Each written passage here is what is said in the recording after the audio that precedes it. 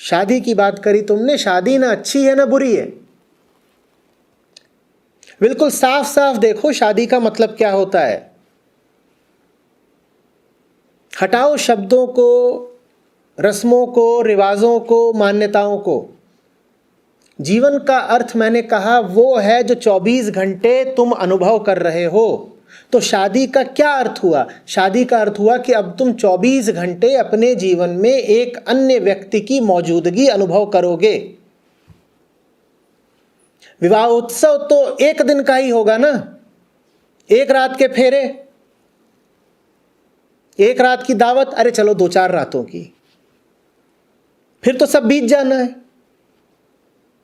Album बस बचेगा। उसके बाद जीवन भर के लिए तुम्हारे साथ अब क्या है, बिल्कुल जमीन पर आकर देखो। ये सब छोड़ो कि रिश्ते स्वर्ग में बनते हैं और 7 जन्म का बंधन है इत्यादि इत्यादि, ये सब बातें हटाओ। जमीनी अनुभव क्या होने वाला है तुम्हारा? अनुभव ये होगा कि फेरों से पहले तुम थे, कुछ लोग थे तुम्हारे जीवन में, और फेरों के बाद अब तुमने 24 घंटे के लिए किसी को अपने जीवन में जगह दे दी है। और वो जो जगह है वो तुम्हारे अनुसार धर्म सम्मत है, समाज सम्मत है, परिवार सम्मत है। तो वो जगह देने के बाद जगह तुम छीन भी नहीं सकते।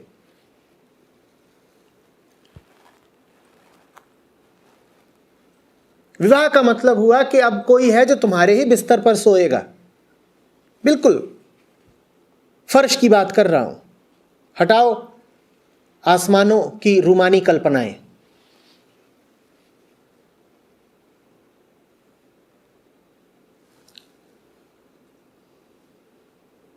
कोई है जिसके साथ अब भोजन करोगे ही करोगे, एक तरह की अनिवार्यता है। बाहर हो तो अलग बात है, नहीं तो करोगे ही करोगे। कोई है जिसको अब तुम्हें समय देना ही पड़ेगा, और नहीं समय दोगे तो जवाबदेही होगी, उत्तरदायी हो जाओगे, हमें समय क्यों नहीं देते। कोई है जिसके साथ घूमना ही पड़ेगा।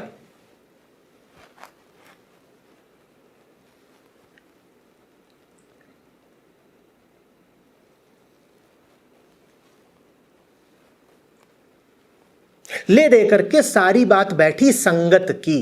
विवाह का मतलब हुआ कि तुमने अब जीवन में किसी एक व्यक्ति की अनिवार्य संगत आमंत्रित कर ली। ठीक यही हुआ ना।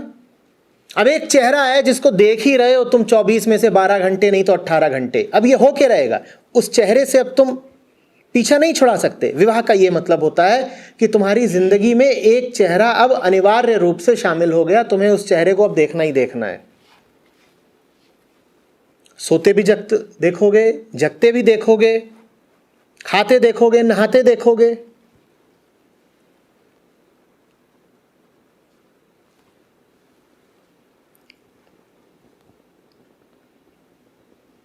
देखते ही जाओगे। और संगत का तुम जानते ही हो मन पर क्या असर होता है। गुरुओं ने बार बार समझाया है, मैंने भी बार बार कहा है कि अगर कोई एक चीज है जो जीवन को स्वर्ग या नर्क बना सकती है तो वो संगत है। सुसंगति कर ली तो धरा पर ही स्वर्ग है, कुसंगति कर ली तो इससे बड़ा नर्क दूसरा नहीं। विवाह का मतलब है इतनी गहरी संगत कि शयन कक्ष तो शयन कक्ष है, शौचालय भी एक ही रहेगा।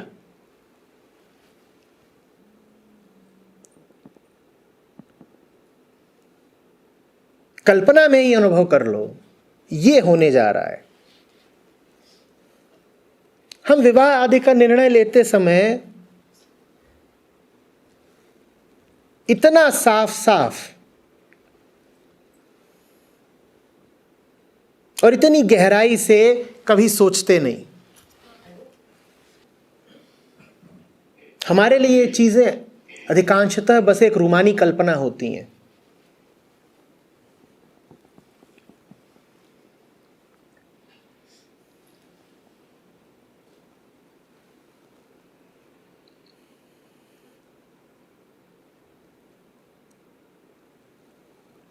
संगति से ज़्यादा ताकतवर प्रभाव हमारी ज़िंदगी में दूसरा नहीं होता। और अगर किसी की तुम 24 घंटे अनिवार्य संगति कर रहे हो,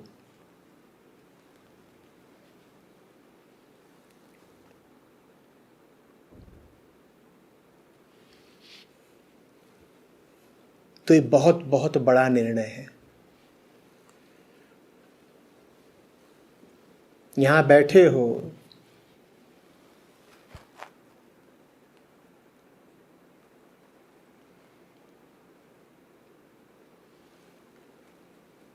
इस अवसर को ही हमने नाम दिया है सत्संग का। समझाने वालों ने बार बार यही समझाया है कि एक ही संगति करने योग्य है सत्य की।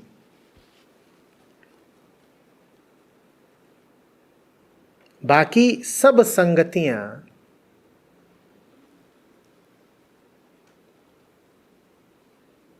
व्यर्थ ही हैं, बल्कि वो तुम्हारे लिए बड़े कष्ट का कारण बनेंगी।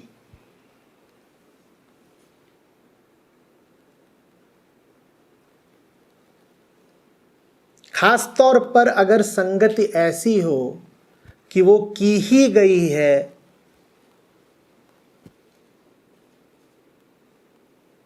शरीर को केंद्र में रखकर।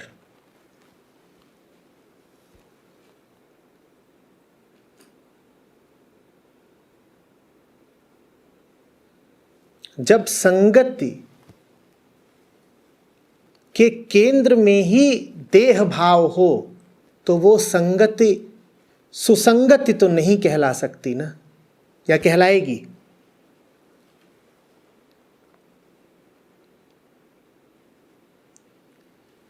विवाह तुम इसलिए तो करते नहीं कि मुक्ति प्राप्त होगी। अगर विवाह तुम इसलिए कर रहे होते कि मुक्ति प्राप्त होगी, तो सबसे बड़ा समर्थक विवाह का मैं ही होता। मैं कहता जाओ करो। मुक्ति को ध्यान में रखकर, मुक्ति को केंद्र में रखकर अगर तुम संगति कर रहे हो किसी की, जब ये निर्णय हम ले रहे होते हैं, इन निर्णयों के केंद्र पर भाव क्या बैठा होता है, इच्छा क्या बैठी होती है, ये सब जानते हैं।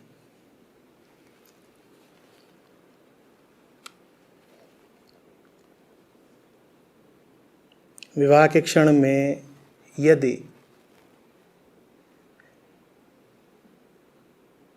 पता हो तुम्हें कि काम सुख कभी उपलब्ध होने वाला नहीं,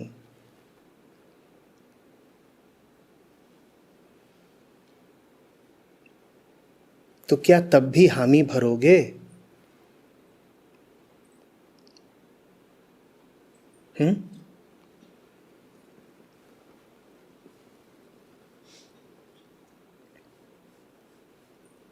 विवाह करते वक्त कितनी बार ये जांचते हो कि जिसके साथ अब समय गुजारने जा रहे हो उसकी सत्यनिष्ठा कितनी है?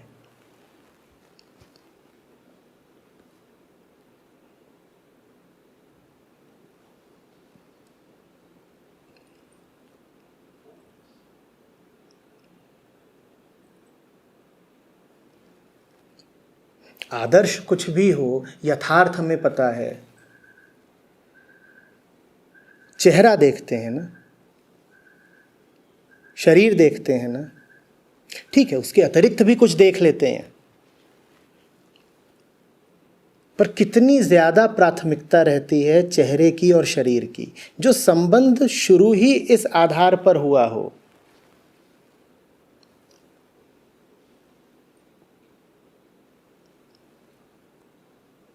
वो मुक्ति का वाहक तो नहीं बनेगा कि बनेगा?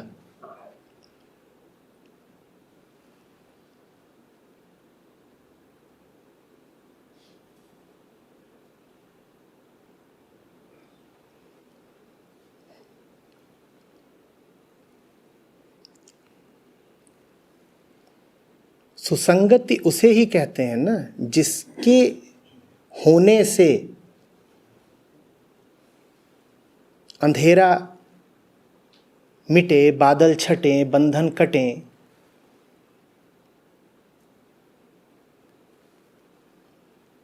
अगर इन लक्ष्यों को ध्यान में रख करके विवाह कर रहे हो तो जरूर करो, पर सच सच बता देना कितने लोगों का विवाह करते समय लक्ष्य ये होता है कि विवाह करेंगे तो भ्रम मिटेगा, आंतरिक अंधेरा कटेगा, बोध उठेगा, मुक्ति आएगी। अगर ये लक्ष्य है तुम्हारा तो मैं कह रहा हूं जरूर करो विवाह, पर ये लक्ष्य है क्या?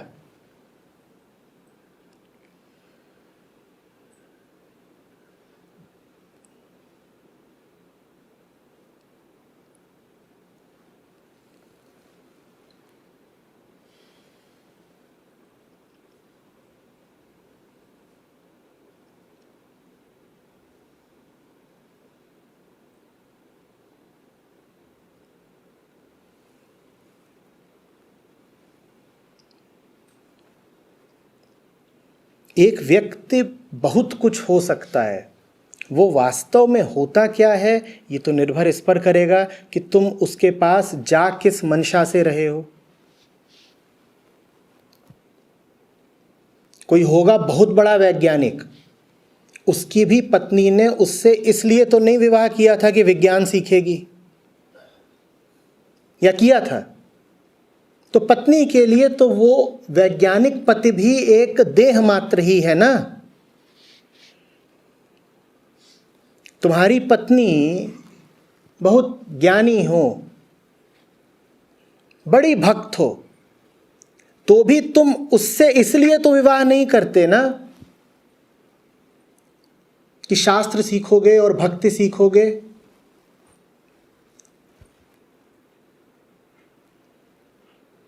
इस रिश्ते की संरचना, इसकी डिजाइन ही कुछ ऐसी है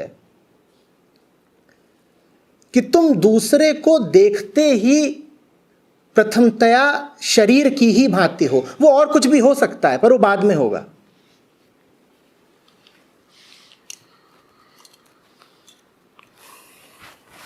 सबसे पहले तो वो शरीर ही है ना दृष्टि में तुम्हारी। कानून तक ये कहता है कि अगर कुछ महीनों तक या साल भर दैहिक संबंध नहीं बन रहे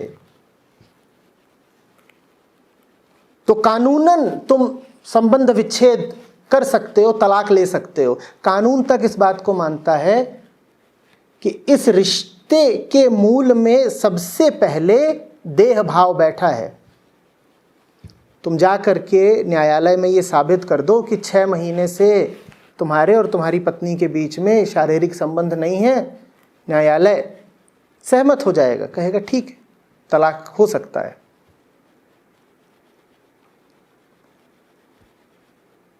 आप कुछ भी हो सकते हो ऊंचे से ऊंचे। पत्नी बड़ी विदुषी है,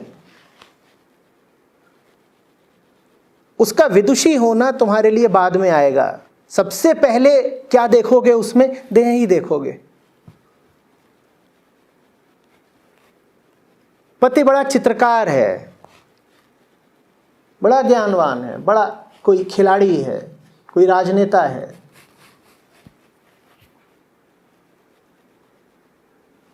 कुछ भी हो सकता है,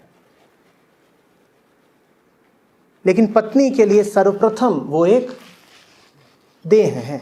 बाकी सब चीजें भी है पर बाद में है। बहुत ऊंची तुम्हें कोई मिल रही हो पत्नी, बहुत बहुत ऊंची,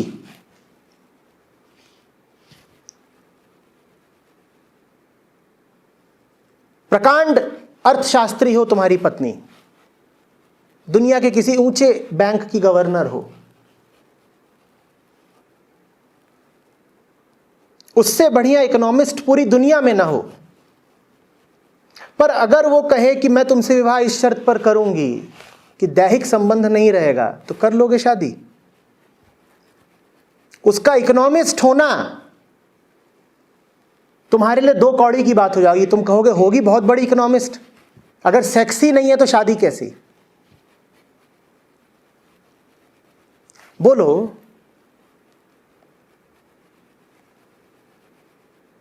इस संबंध का जब आधार ही देह है तो ये संबंध कहां से तुम्हें मुक्ति दे देगा? ये संबंध तुम्हें वही देता है जो इसके आधार में है।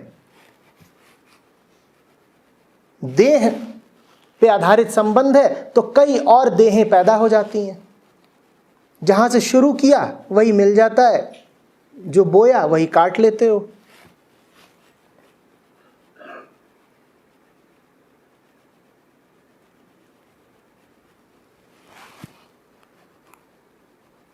हाँ, कोई स्त्री कोई पुरुष इस नाते साथ साथ रहना चाहें कि एक दूसरे की संगति में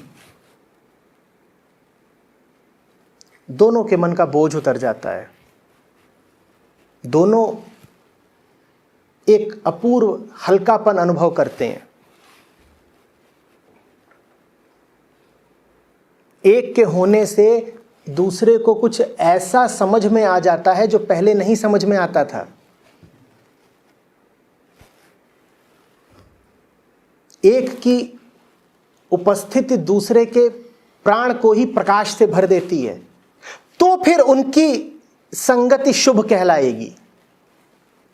अब वो विवाह करें कि ना करें कोई फर्क नहीं पड़ता। उनके मन में आए तो ले ले फेरे, मन में ना आए तो यूं ही मित्रवत साथ साथ रहें। ये विवाह हुआ कोई विवाह, ये बनी बात। क्योंकि इसमें स्त्री और पुरुष के साथ रहने का आधार ये नहीं है कि आओ अब सामाजिक अनुमति मिल गई है तो काम का खेल खेलेंगे, परिवार बढ़ाएंगे, बच्चे पैदा करेंगे। ये आधार नहीं है। अब आधार दूसरा है। अब आधार ये है कि तुम होते हो तो जिंदगी रोशन हो जाती है। और रोशन ऐसे नहीं हो जाती कि वासना के फूल खिलते हैं। रोशन ऐसे हो जाती है कि बोध चमकता है। रोशन ऐसे हो जाती है कि दिमाग पर तमाम जो उलझन झंझट अक्सर छाए रहते हैं वो हट जाते हैं। तब बनी बात। ये हुए असली पति पत्नी। पर ऐसे पति पत्नी देखने को ही नहीं मिलते। देखने को इसलिए नहीं मिलते क्योंकि विवाह पूर्व हम कभी ऐसा रवैया रखते ही नहीं, ऐसा हम चाहते ही नहीं कि पत्नी के रूप में मित्र मिल जाए कि गुरु मिल जाए। बल्कि जाओगे लड़की देखने, कोई लड़की मिल गई जो गुरुओं सी बातें करे तो सबसे पहले भागोगे। कहोगे कि गुरु गुरु होता है, पत्नी पत्नी होती है। पत्नी अगर इतनी साध्वी हो गई तो वैवाहिक जीवन में फिर रस कहां रह जाएगा?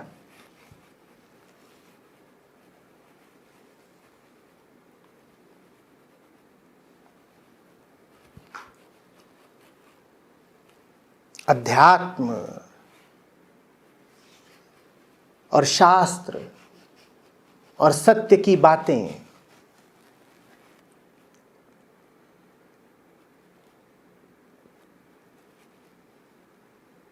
हम कहेंगे कि शोभा देती हैं सत्संगों में। घर में तो मजा तभी आता है जब जरा छौंक लगे। पत्नी ऐसी मिल गई जो घर में भी ग्रंथों की और शास्त्रों की चर्चा कर रही है तो फिर वो कुलबुला मजा कैसे आएगा कि ओ जी सुनो जी।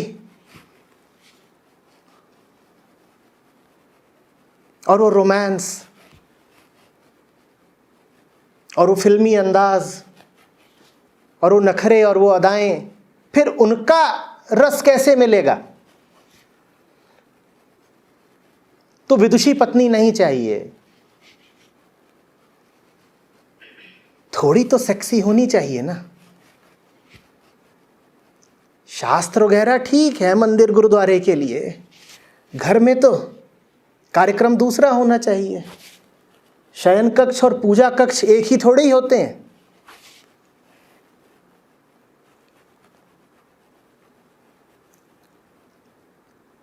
जो कुछ भी करने जा रहे हो, इरादा क्या है, चाह क्या रहे हो, जीवन में किसको लिए आ रहे हो, ये तो बताओ। और जो तुम्हें जोर देकर कहते हो कि कर लो विवाह आदि, उनसे भी पूछ लो कि विवाह माने क्या, ठीक ठीक क्या करवाना चाहते हो तुम मेरे साथ, क्या करवाना चाहते हो।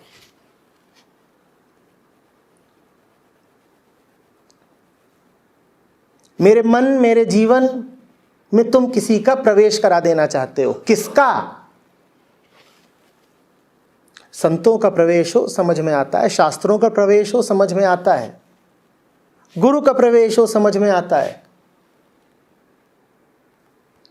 किसी हितैषी मित्र का प्रवेश हो समझ में आता है। पर हे माताजी पिताजी, आप किसका प्रवेश करा रहे हो मेरे जीवन में और किस लिए, आप भी समझा दो थोड़ा। समझ में आ रही है बात। इसमें कोई हानि नहीं है कि किसी स्त्री के जीवन में कोई पुरुष आ जाए या किसी पुरुष के जीवन में कोई स्त्री आ जाए, इसमें कोई बुरा नहीं हो गया। पर क्यों आ रहा है ये सवाल तो पूछना पड़ेगा ना, और उसके आने का असर क्या पड़ेगा ये सवाल तो पूछना पड़ेगा ना, या नहीं पूछना है। यूं ही किसी को अपने कमरे में घुसेड़ लोगे, मजाक की बात है। तुमने किसी को अपने बिल्कुल अंतरंग क्षेत्र में साधिकार प्रवेश दे दिया है, प्रवेश मात्र ही नहीं, साधिकार, हक के साथ।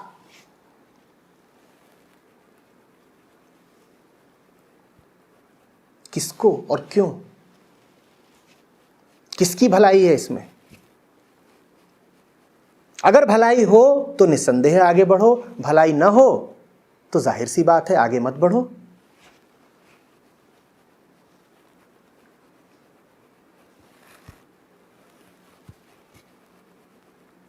बात न नैतिकता की है न बात नियमों की है। प्रदीप, अध्यात्म में कोई नियम नहीं है जो कहता हो कि शादी मत करना। अध्यात्म को शादी से कोई लेना ही देना नहीं है। अध्यात्म का लेना देना किससे है, सत्य से। तो अध्यात्म सीधे कहता है कि तुम्हारा विवाह अगर तुम्हें सत्य की ओर बढ़ाएगा तो जरूर करो, और तुम्हारा विवाह अगर तुम्हें भ्रमों और बंधनों की तरफ ढकेल देगा तो मत करो। करना हो तो करो, ना करना हो तो ना करो। अध्यात्म को विवाह में कोई रुचि ही नहीं है। वो तो एक ही कसौटी पर कसता है तुम्हारे हर निर्णय और हर कर्म को, कि तुम्हारे इस निर्णय से, तुम्हारे इस कर्म से जीवन में शांति और मुक्ति आएंगे या उपद्रव और बंधन आएंगे। विवाह मात्र के निर्णय की बात नहीं है। तुम्हें अगर यह निर्णय करना हो कि फलानी दुकान खोलूं कि ना खोलूं, पढ़ाई किधर को आगे बढ़ाऊं, किस शहर में बसने जाऊं, कोई बात पूछूं कि ना पूछूं, किसी जगह पर क्या कहना उचित है क्या कहना उचित नहीं है, तुम्हारे हर सवाल का जवाब अध्यात्म एक ही कसौटी से दे देगा। क्या है वो कसौटी? जो करने जा रहे हो, जो कहने जा रहे हो, जहां बसने जा रहे हो, जो निर्णय लेने जा रहे हो, उस निर्णय से अगर उसके करीब आते हो तो जरूर लो वो निर्णय, और उस निर्णय से अगर उससे दूर जाते हो तो तौबा तौबा।